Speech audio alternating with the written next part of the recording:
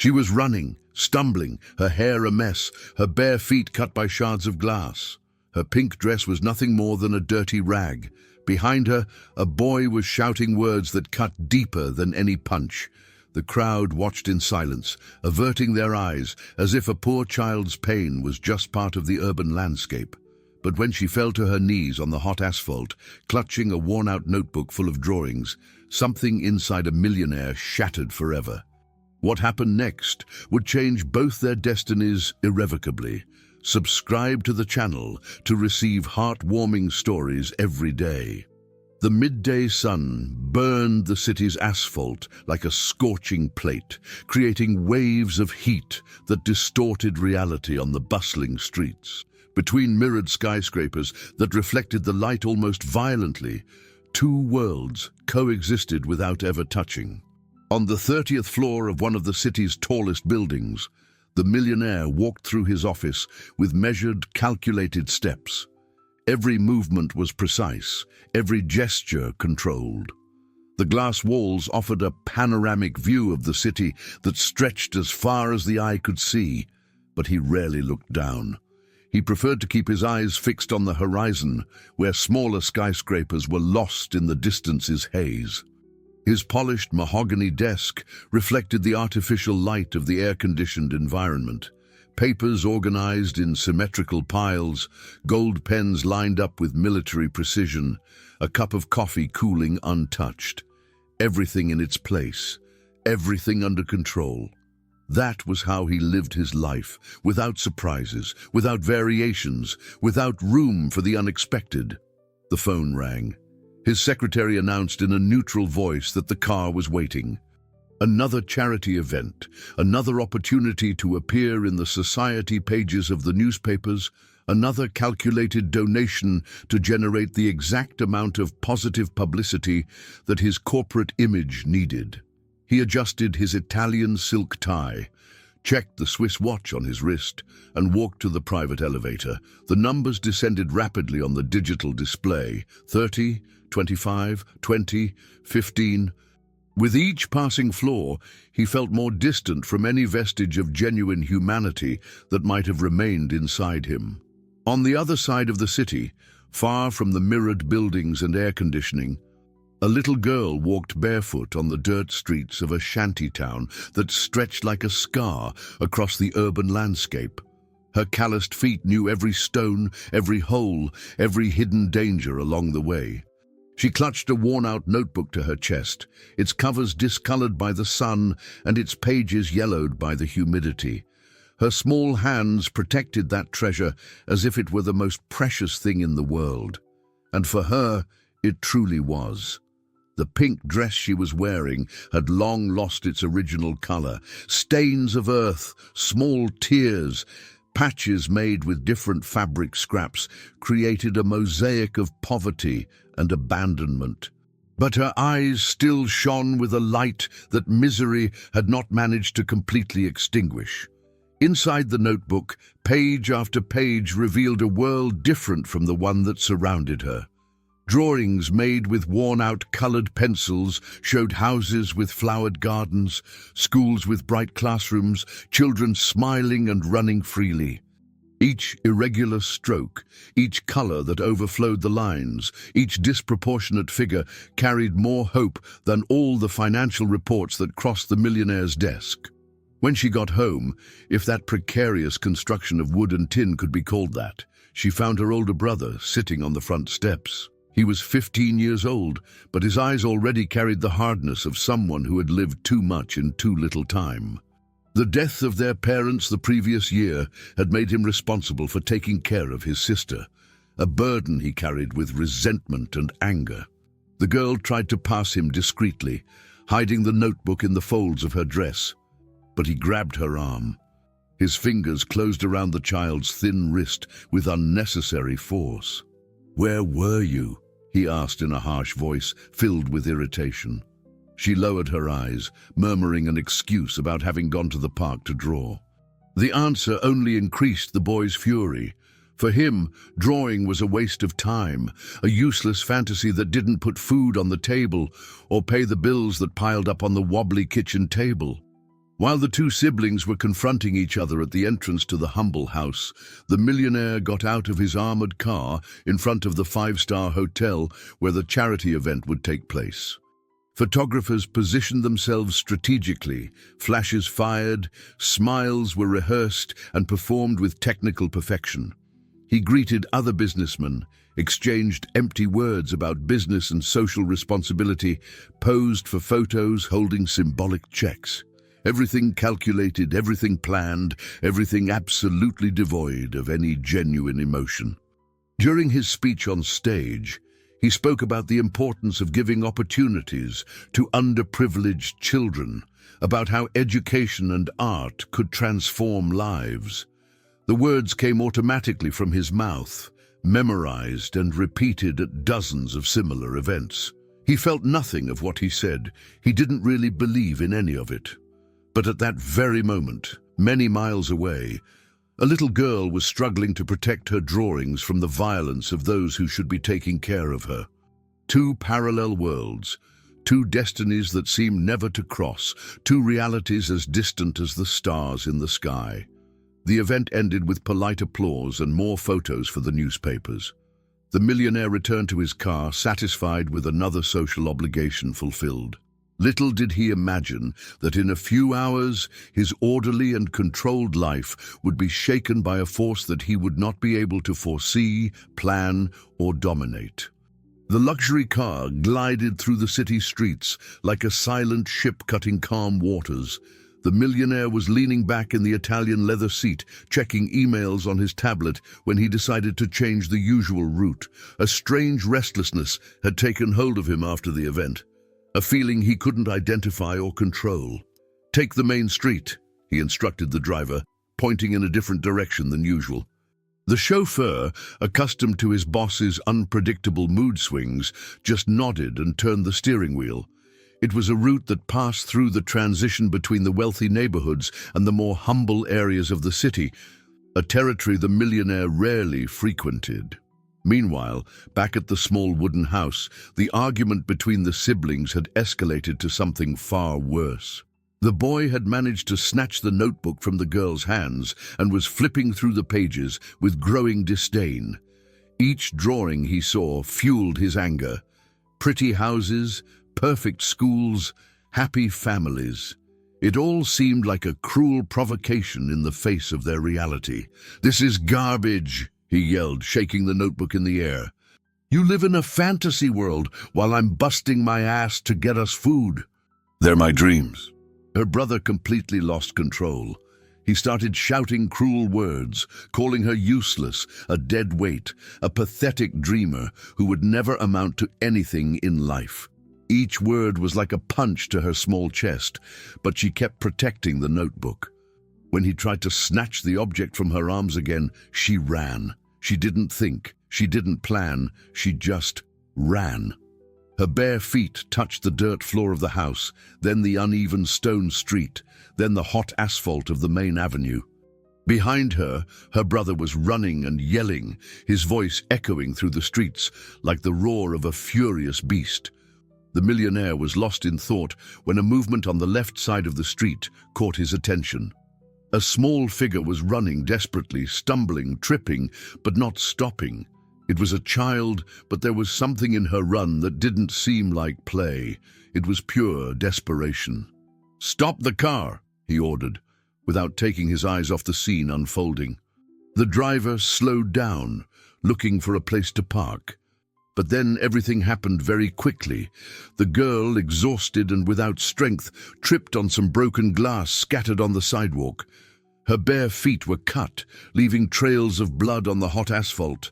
But she kept running. The boy chasing her was bigger, stronger, and was gaining ground. When he finally caught up to her, he grabbed her by the shoulders and turned her around sharply. The millionaire could see the child's face for the first time. She was a little girl, no more than 8 years old. "You're going to obey me!" the boy shouted and pushed his sister with disproportionate violence. She fell to her knees on the curb, her face hitting the rough stone. The sound of the impact echoed in the air like a gunshot. Blood began to flow from her forehead, her elbows, her scraped knees. But what shocked the millionaire the most was that she didn't scream. She just huddled on the ground, hugging the dirty notebook she was protecting even tighter. Around them, people passed by and pretended not to see. Some stopped for a moment, watching the scene with morbid curiosity, but soon moved on. As if a poor child's pain was a natural part of the urban landscape, something everyone had become accustomed to living with. The millionaire felt something strange happen in his chest. It was as if a door that had been locked for years was forced open violently. A wave of nausea overcame him, followed by a feeling of dizziness that made him grab the car door handle. Images began to flash through his mind like the snaps of a broken camera. He had also been a little child once. He had also bled in silence. He had also protected something precious, while someone bigger and stronger tried to destroy it. "Sir?" The driver's voice seemed to come from far away. "Are you okay?" The millionaire walked towards the scene as if in a trance. Each step took him further away from his controlled world and closer to something he couldn't define. It was as if an invisible force was pulling him towards that wounded girl who was protecting a notebook as if it were her life. When he was a few feet away, his legs faltered. He fell to his knees on the hot asphalt and vomited violently.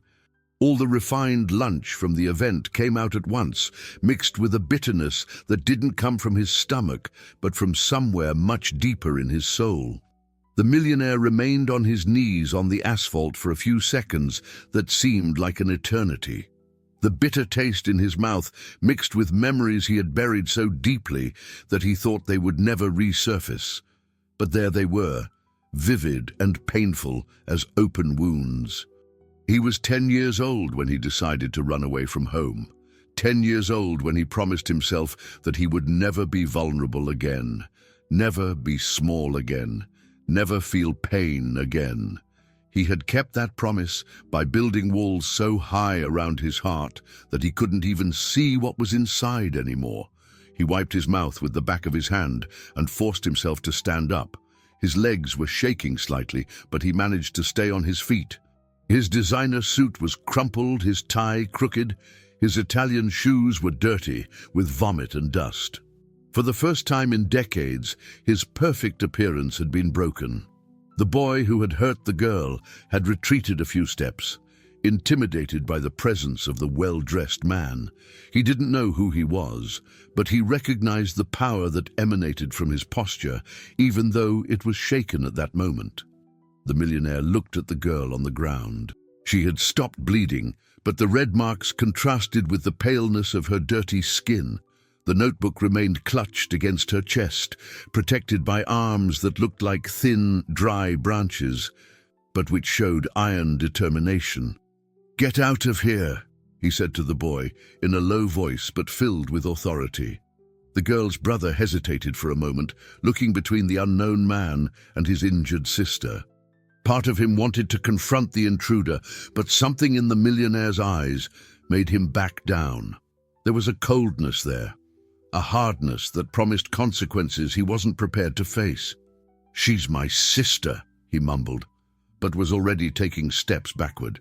"She's under my protection now," the millionaire replied, not as a negotiation, but as a done deal. The boy still tried to argue, but the words died in his throat when the millionaire turned fully towards him. It was like looking into the eyes of a predator. Without further resistance, he ran off in the opposite direction. Now it was just the millionaire and the girl on the sidewalk.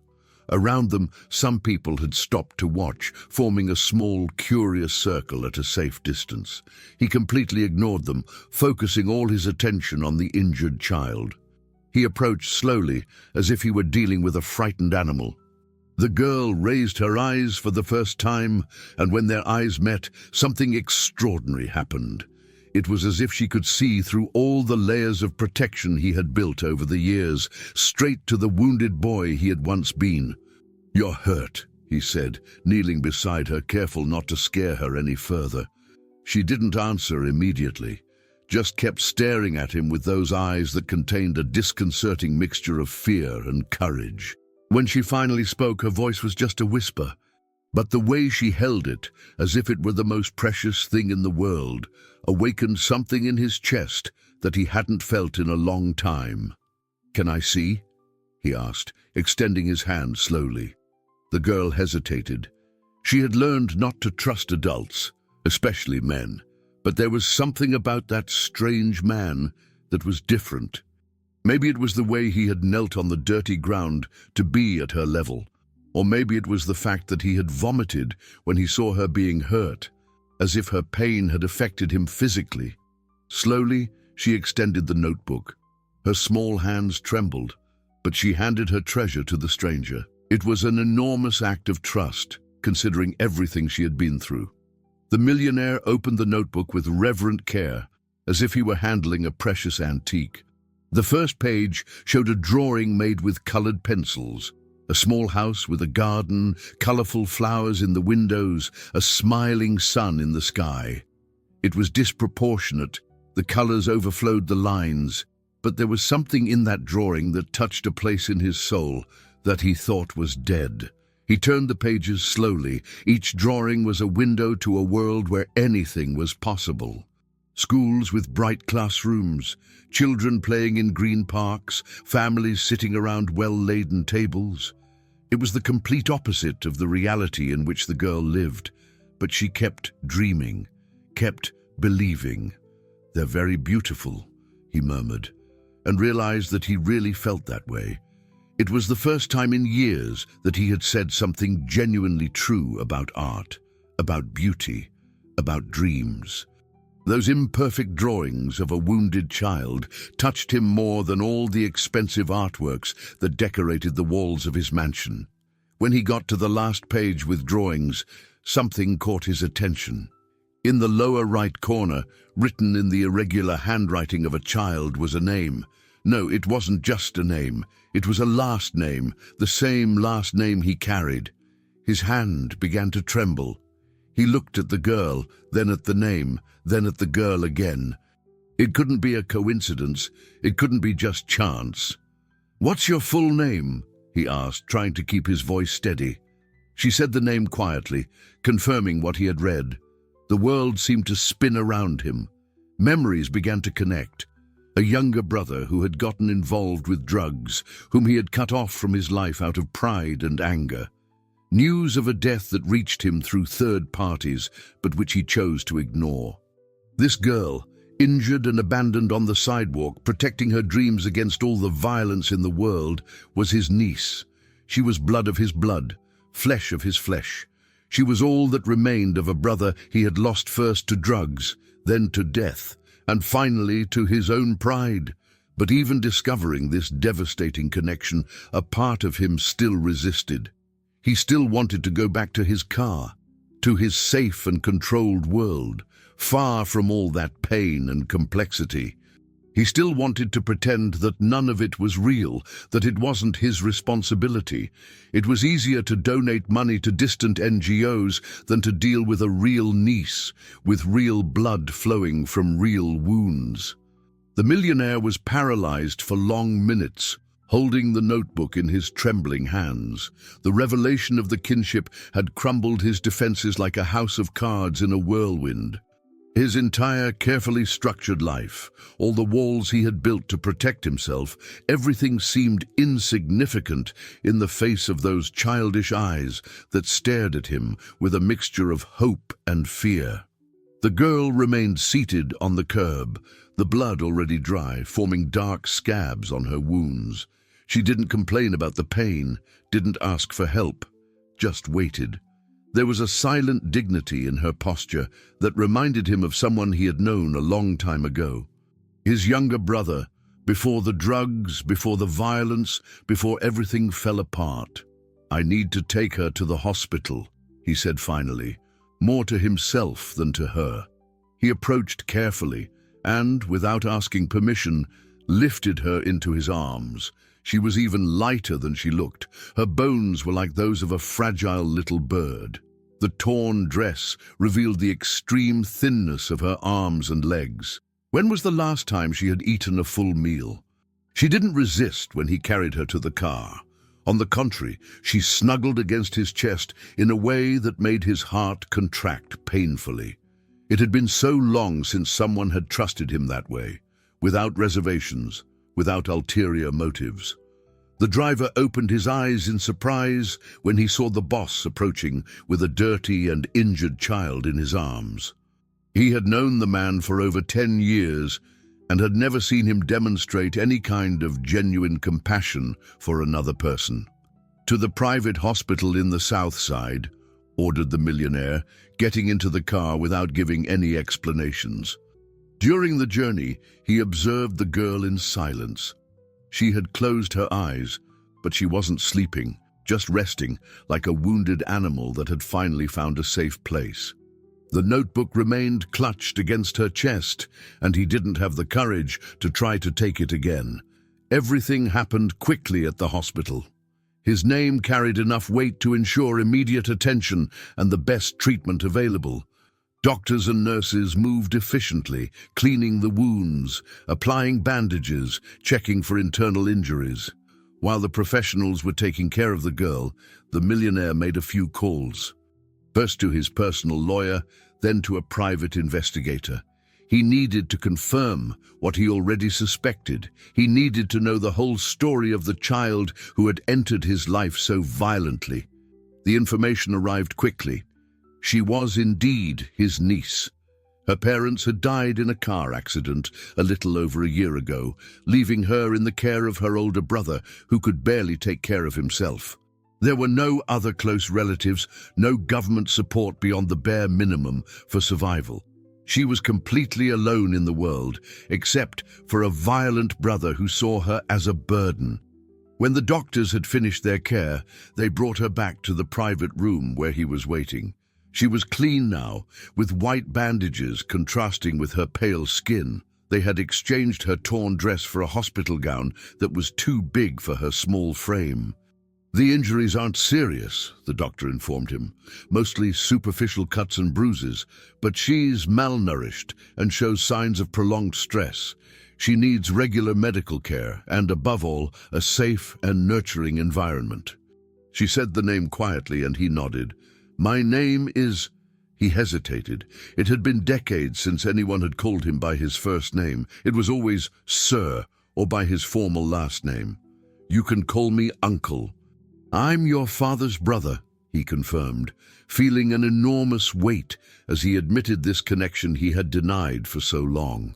She was silent for a moment, processing this information. Then her expression softened slightly. "My dad used to talk about you sometimes," she murmured. "He said you were very smart, that you had managed to get out of poverty. But he also said that you two had fought and no longer spoke to each other." His brother had spoken of him to his daughter, even after years without contact, even after all the closed doors, all the unanswered phone calls, all the rejected attempts at reconciliation. "I'm sorry about his death," he said, and for the first time in years, he really meant it. "He and Mommy went to heaven," she replied with the simplicity of children. "But before he went, Daddy told me to be strong and never stop dreaming. That's why I draw so much." It began with a happy family, then showed sadness and separation, and finally evolved into dreams of a better future. It was her story told through colored pencils and imagination. "Do you want to be an artist when you grow up?" he asked. "I want to build beautiful schools," she replied, pointing to a drawing of a colorful building full of smiling children. "Schools where all the children can study and be happy."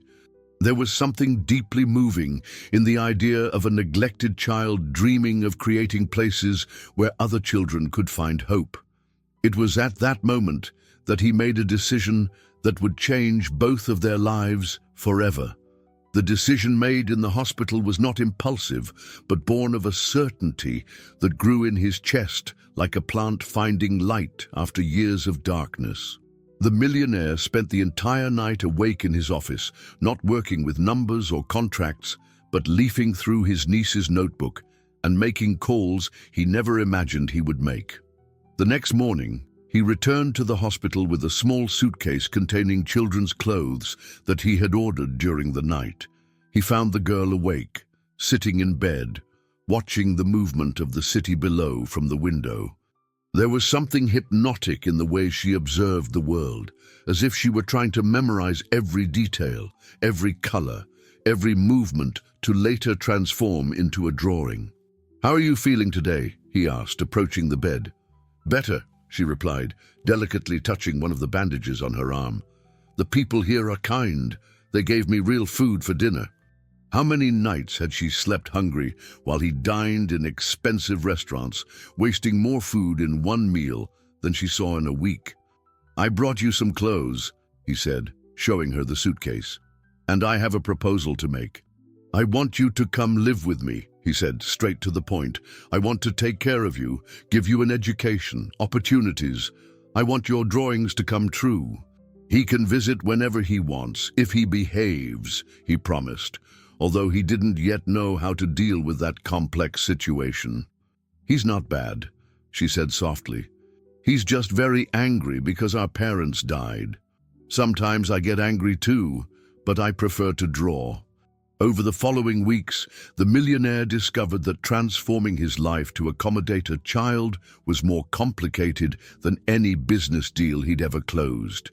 His mansion, with its expensive furniture and minimalist decor, wasn't prepared to welcome a girl who needed colors, stimuli, and above all, human warmth. He hired a governess specializing in childcare, a private tutor to help with her studies, and transformed one of the rooms into a true art studio. He bought professional drawing materials, canvases, paints, pencils of every imaginable color. But the biggest change wasn't in the house, it was in himself. For the first time in decades, he came home eager to share the day with someone. The girl waited for him in the library, doing her homework or drawing, and always had a story to tell or a new drawing to show. She had adapted to her new life with a facility that surprised him, but she kept certain characteristics that revealed the scars of the past. She hid food under her bed, as if she feared it might run out. She woke up in the middle of the night with nightmares that made her call out for her father and mother, and above all, she never completely let go of the old notebook. Even though she now had new and expensive materials, she kept returning to those yellowed pages where she had recorded her first dreams. One day, about a month after she had moved into his house, he found her crying in the garden. She was sitting under a tree, the notebook open in her lap, tears streaming down her face. "What happened?" he asked, sitting down next to her on the grass. "I dreamed of my brother," she whispered. "He was alone and hungry. I know he hurt me, but he's still my family." The boy arrived reluctantly, accompanied by a social worker, thin and in clothes even more worn than before. The meeting was tense at first. The girl's brother was suspicious, almost hostile, like a wild animal ready to attack or flee. But when she ran to him and hugged him, something in his expression softened. "I missed you," she said, and he started to cry. It was the first time the millionaire had seen genuine vulnerability in the boy. Behind all that anger and violence, there was just a lost child who didn't know how to deal with the pain of loss. They talked for hours. The boy told of the difficulties he was facing, of the empty house, of the loneliness that consumed him. The girl showed some of her new drawings, talked about the private lessons, about the new life. "She's happy," the boy finally admitted, looking at the uncle who had become responsible for his sister. "You're taking good care of her." Some newspapers painted him as an opportunist, trying to improve his public image through a charitable performance. Others questioned his ability to raise a child, highlighting his single life and his reputation for emotional coldness. Worse still, legal issues began to appear. Without a formal adoption process, he had no legal rights over the girl. Social workers began making visits, questioning whether that environment would really be suitable for a child who had suffered trauma. The girl sensed the tension, although he tried to hide it. Her nights of sleep became more restless, and she began to have frequent nightmares again. During the day, she drew compulsively, as if art were her only way of dealing with the uncertainty that hung over her future. It was during one of these sessions of compulsive drawing that she created the image that would change everything. The drawing the girl created that rainy Tuesday afternoon was different from all the others. It didn't show colorful houses or bright schools. It was a portrait made with black pencil, simple but powerful in its simplicity. It showed two men side by side, one older, one younger, and an undeniable resemblance between them. The millionaire found the drawing on the dining table when he came from the office. The girl was in the kitchen with the governess, helping to prepare dinner, her laughter echoing through the mansion's hallways. It was a sound that had become the soundtrack of his new life. He picked up the paper and examined the drawing more closely. The technique had improved dramatically in recent weeks. The private lessons were paying off. But it wasn't the artistic skill that impressed him. It was the emotional perception behind the stroke. She had drawn him and her brother, her father, not as they were as adults, but as they must have been when they were children. Two boys who looked very much alike, smiling at each other, holding hands. Underneath, in her careful handwriting, it said, "Daddy told me you played together when you were little." "Uncle," her voice came from behind him, "are you okay? You were dressed up for Christmas, you as an angel, and him as a shepherd. Mommy used to say that he would look at that photo whenever he was very sad." It was a question he'd avoided answering for himself for years. But looking at that girl, at that drawing that captured a time of lost innocence, he felt he owed her the truth, for her and for himself. "I was afraid," he finally admitted. "When I started to succeed, when I started making money, I thought he only wanted to take advantage of me. I didn't trust him when he needed my help the most. Even when he was very sick because of the bad drugs, he talked about you. He said he was proud of the intelligent brother who had managed to become important. I didn't know where you lived. I didn't know your phone number. My older brother said you wouldn't want to know us anyway. He was right about one thing," he said, looking at the girl. "I'm very proud to be your uncle, and I'm sure he would have been very proud to see the strong and talented woman you're going to become. They say they are social workers and have a court order." Her eyes filled with terror. The same terror he had seen that first day when she was bleeding on the sidewalk. "Are they going to take me away?" she asked in a small voice. The millionaire knelt in front of her, holding her small hands in his. "I won't let that happen," he promised, and for the first time in his life he made a promise he didn't know if he could keep. Outside, the knocks on the door became more insistent. Official voices demanded entry. The controlled and safe world he had built for her was crumbling, and he would need to fight as he had never fought before. But as he looked at that girl who had transformed his life, who had reopened his heart to love and to pain, he knew it would be worth any battle. The real war was just beginning. The knocks on the door echoed through the mansion like war drums. The millionaire knew he couldn't avoid the inevitable, but every second of delay was precious. He needed to think. He needed to plan. He needed to find a way to protect the girl who had become more important to him than all the businesses and fortunes he had accumulated. "Go to your room and take your drawings," he instructed, trying to keep his voice calm. "No matter what happens, don't let anyone take your drawings." Her bare feet made little noise on the polished marble, but each step echoed in his heart like a farewell. When he opened the door, he found 3 people, 2 social workers and a bailiff. The older woman was holding a folder with documents. Her expression was professional but not hostile. The man next to her seemed more impatient, constantly consulting his watch. "Mr. The social worker began, saying his full name. "I'm Dr. Silver from the Child Protective Services. We have a court order to remove the minor who is illegally under your care. There's no adoption documentation, no court authorization, there isn't even an approved social study. It is not the right environment for a traumatized girl. Otherwise, we will look for a suitable adoptive family." He found the girl sitting on the bed, the notebook in her lap, a small backpack beside her. She had packed her most important things herself. "They're going to take me, aren't they?" she asked, and her voice was surprisingly calm. He sat on the bed beside her, looking for words that didn't sound false or empty. "For now, yes," he admitted. "But I'm going to fight to bring you back. I'll do whatever it takes, understand?" Even on the verge of being separated from him, even facing yet another devastating loss in her short life, she was thinking of other children, of how to help, of how to turn her pain into something positive.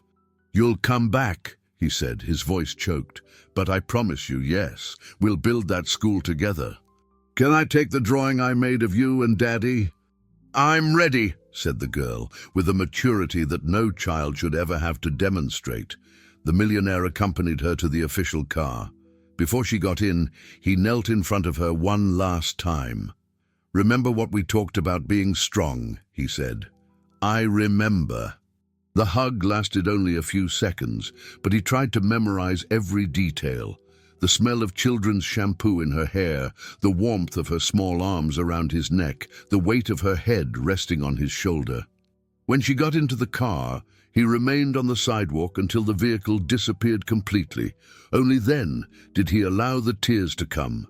He cried as he hadn't cried since he was a child, with sobs that came from the depths of his soul. The governess found him still standing at the entrance 2 hours later. "Sir," she said gently, "you should come inside." He moved mountains of paperwork, prepared petitions, organized emergency social studies. He used all his influence, all his money, all the contacts he had accumulated in decades of business success. But deep down, he knew that the real battle would be much more complex than lawsuits. He would need to prove not only that he could care for her legally, but that he could be the uncle, the family, the safe harbor she deserved. And he had very little time to do it before she was placed permanently with another family. 3 days had passed since they took the girl, and the millionaire had slept a total of 5 hours.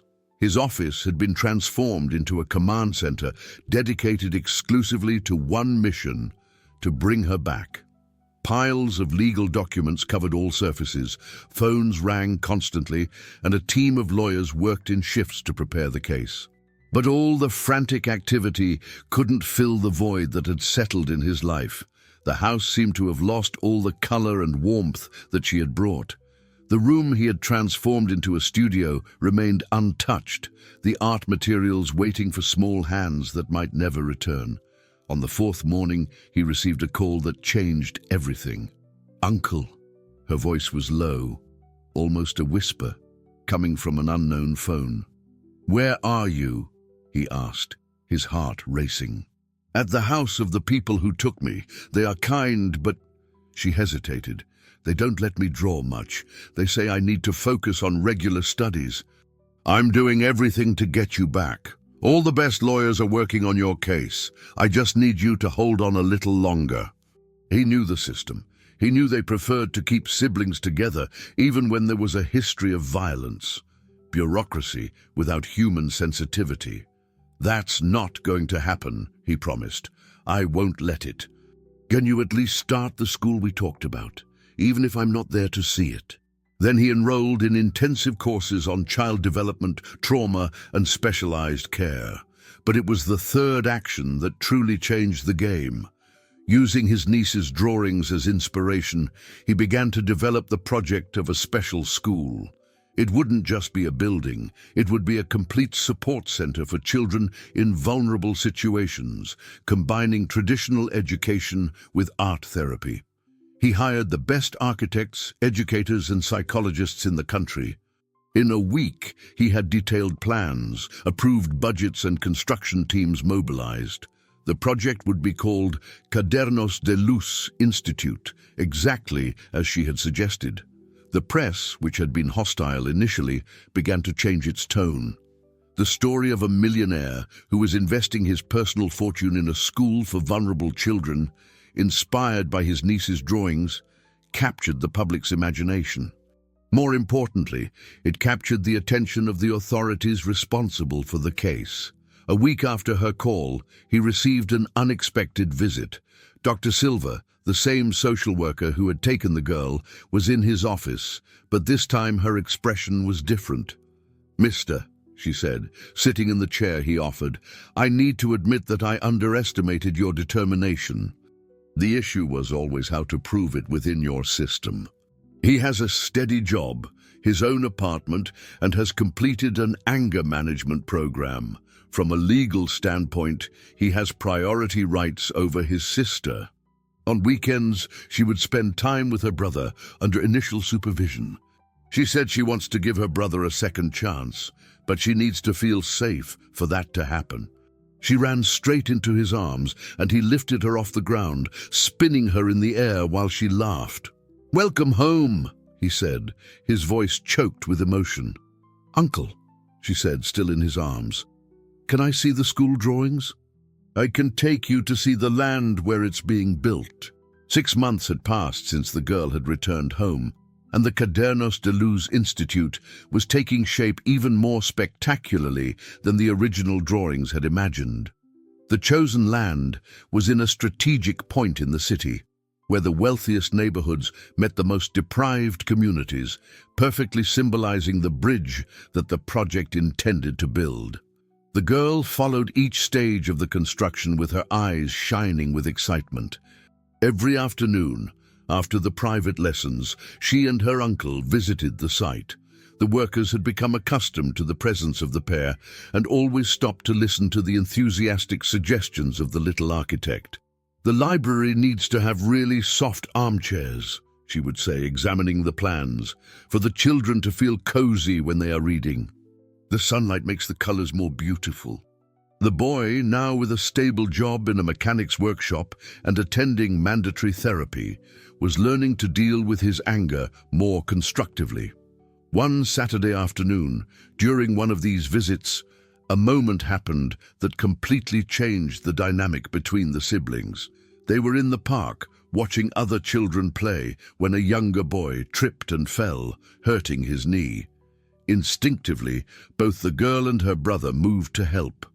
The older brother, with surprisingly gentle gestures, helped the child to get up and carefully cleaned the wound. The girl offered her colorful scarf to dry the boy's tears. They worked together, naturally, as a team. "You are real siblings," commented the injured child's mother, thanking them for the help. It was the first time that someone had identified them as siblings without knowing their traumatic story. And for the first time in a long time, they both smiled simultaneously, recognizing each other not as victim and aggressor, but as a family that was learning to heal. "She taught me that there's another way to be strong," the boy admitted later to the millionaire, watching his sister drawing on the park bench. "I thought strength was yelling and hitting, but she never yelled back, never gave up on her dreams. That's much braver than anything I've ever done." "We can't wait for the building to be ready," the girl said one morning, after seeing a report about a child who was sleeping on the street because he had run away from home to escape domestic violence. "There are children who need help now." In the first few days, 5 children arrived, then 10. In 2 weeks, there were 20 children attending the daily activities of the Cadernos de Luz Institute. Each one brought their own story of pain, but also their own particular light.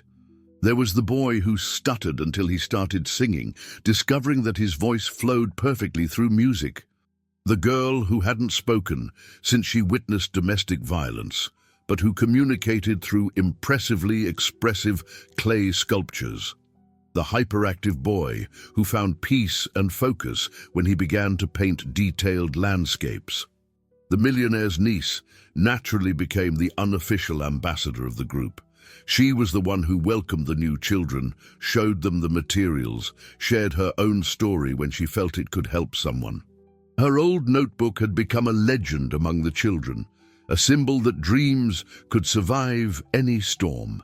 "She has a special gift for healing hearts," commented the psychologist who was overseeing the program. "It's not just empathy, it's an emotional wisdom we rarely see in adults, let alone an 8-year-old child." The girl he had saved from violence was now saving other children simply by being who she was, a living example that it was possible to maintain hope even after losing almost everything. But it was during a group art therapy session that the most transformative moment of all happened. The children were drawing their dream families when a new girl, who had arrived the week before from an overcrowded shelter, began to cry silently over her blank sheet. "I don't know how to draw a family," she whispered. "I've never really had one." "Family isn't just who you're born with," she explained, continuing to draw. "Family is who you choose to be with, who cares when you cry, who's happy when you smile, who never gives up on you. Now draw yourself here in the middle of all of us, because now you're also part of our chosen family."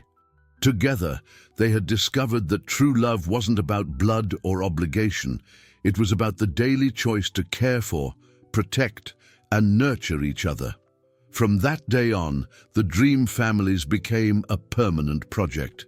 Each new child who arrived drew their version, always including not only idealized biological relatives, but also the people who had chosen to love them along the way. And every night before bed, the girl showed her uncle the updated drawing of her own dream family.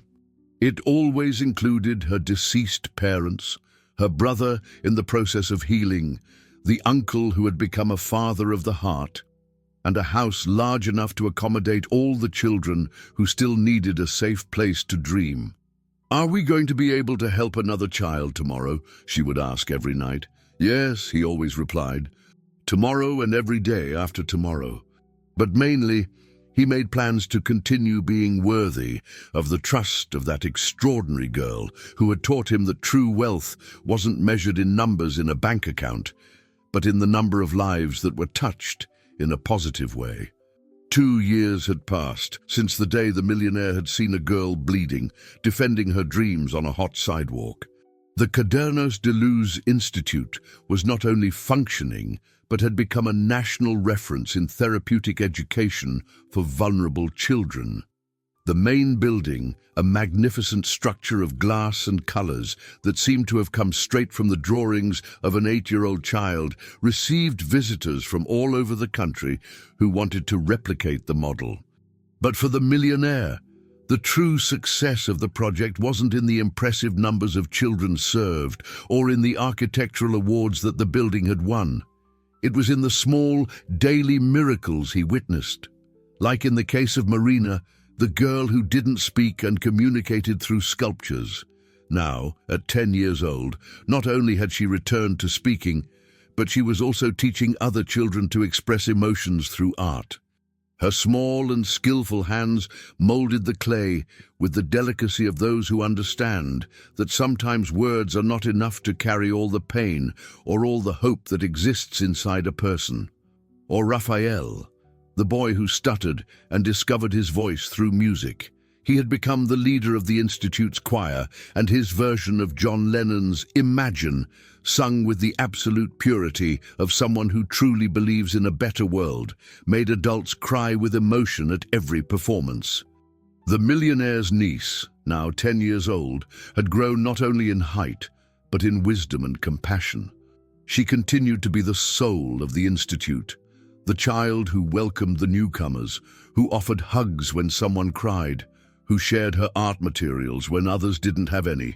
Her old notebook still accompanied her every day, but now it was accompanied by dozens of other notebooks, each documenting the dreams of a different child. She had become not only a talented artist, but a little natural leader. The adults at the Institute frequently consulted her on how to deal with difficult situations, and her suggestions were almost always accurate.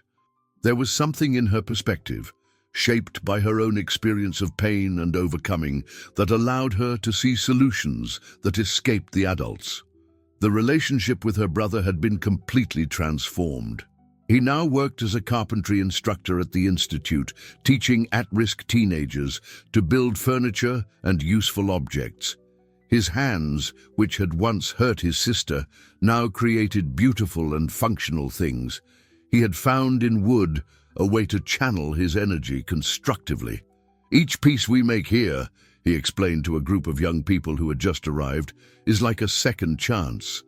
The wood can be cracked, it can have defects, but with patience and care, it becomes something new, something useful, something beautiful. But this time, She wasn't on an official mission. She had come as an admirer of the work that was being done. "I need to admit something," she said, sitting in the simple chair he offered. His office at the Institute was very different from the corporate office he'd had before. It had children's drawings on the walls, toys in a corner, and a welcoming atmosphere that invited honest conversation. "When I took that girl from your home, I thought I was doing what was best for her. I was sure that a single rich man with no experience with children wouldn't be able to offer her what she needed. You not only saved each other, but you are saving hundreds of other children." It was his niece, her hands covered in paint and a radiant smile on her face. "Uncle, can I interrupt?" she asked, polite as always, but with her eyes shining with excitement. "Always," he replied, and she ran in. "I finished the project for the new wing of the Institute," she announced, holding out a sheet of paper full of colorful drawings. "It's going to be a special space for babies and very young children who need special care." But what caught the most attention was the detail in the center, a large tree painted on the main wall, with branches that extended throughout the ceiling, and on the leaves of the tree, small drawings representing all the children who had already passed through the Institute. "Each child we help will have a little leaf on the tree," she explained, pointing to the drawing. "That way they'll know that they'll always be part of our family, even when they grow up and follow their own paths. One child at a time, one drawing at a time, one dream at a time." I worked 12 hours a day to build a fortune that in the end meant nothing more than numbers in a bank account. Until a little girl, bleeding on a hot sidewalk, taught me that true wealth is in the ability to touch lives, to transform pain into hope, to build bridges where there were only walls before. It's living proof that when we offer children the tools to dream and the support to turn those dreams into reality, they not only change their own lives, they change the whole world. Soon all the children of the Institute were on their feet, applauding not only the speech, but everything they had built together. That night, as usual, she went to his room for the usual ritual, to show the day's drawings and talk about the plans for tomorrow. "Uncle," she said, flipping through the most recent pages of the notebook, "do you remember when you asked me if I wanted to be an artist when I grew up? You said you wanted to build beautiful schools, like you did with me, like we do here at the Institute every day. I want every child in the world to have a place like this," she said, with the absolute conviction of childhood. "A place where no one will say that their dreams are silly, where everyone will have enough colored pencils, where no one will feel fear. Together we're going to make it." And somewhere in that city, a new story of love and transformation was about to begin. If this story touched you, subscribe to the channel and activate notifications to receive new stories every day. What would you do in the millionaire's place? Comment below and share this story with someone special who needs to remember that all dreams are possible when we find someone who believes in us.